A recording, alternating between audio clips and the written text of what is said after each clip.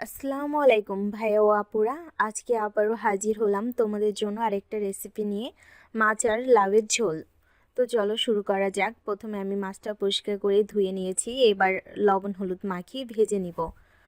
আর মাছটা কিন্তু আমি উল্টিয়ে পাল্টিয়ে লাল লাল করে ভেজে নিব।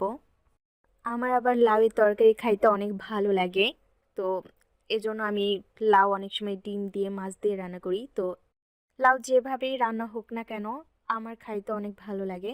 তো এই ফাঁকে আমি মশলাটাও করে নিব।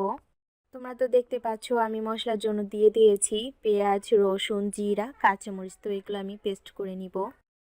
লাউ আলুটা কেটে আমার ধোয়া হয়ে গেছে। এবার মাছ ভাজাটাও আমার হয়ে গেছে।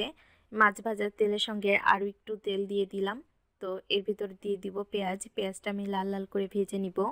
পেঁয়াজটা আমার ভাজা হয়ে গেছে, এবার আমি বেটে রাখা মশলাটা দিয়ে দিব। মশলাটা আমি একটু নাড়াচাড়া করে হলুদের গুঁড়া, মরিচের গুঁড়া আর লবণ দিয়ে নাড়াচাড়া করে অল্প একটু পানি দিয়ে ভালোভাবে কষিয়ে নিব। তো মশলাটা আমার কষানো হয়ে গেছে, এবার আমি দিয়ে দিচ্ছি লাউ আর আলু। তো এটা মশলার সাথে ভালোভাবে নাড়াচাড়া করে আমি কষিয়ে নিব। লাউটা কিন্তু আমি একটু ঢেকে দিয়েছিলাম, আর ঢেকে দেওয়ার কারণে লাউ থেকে যে পানিটা বের হয়েছে ওটাতেই কিন্তু লাউ আলুটা সিদ্ধ হয়ে গেছে। আমার কিন্তু এক্সট্রা কোনো পানি দেওয়া লাগে নাই।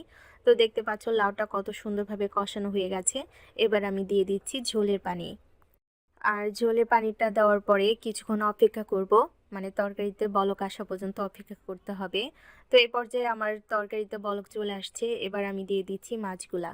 তো মাছগুলা দেওয়ার পরে মানে 4 থেকে 5 মিনিট পরে আমি ভেজে রাখা জিরার গুঁড়াটা দিয়ে দিয়েছি। আর লাউয়ের তরকারিতে আমি একটু ঝোল রাখবো। তো এইটাই হচ্ছে আজকে আমার তরকারির ফাইনাল লুক। সবাই ভালো থাকবে, সুস্থ থাকবে।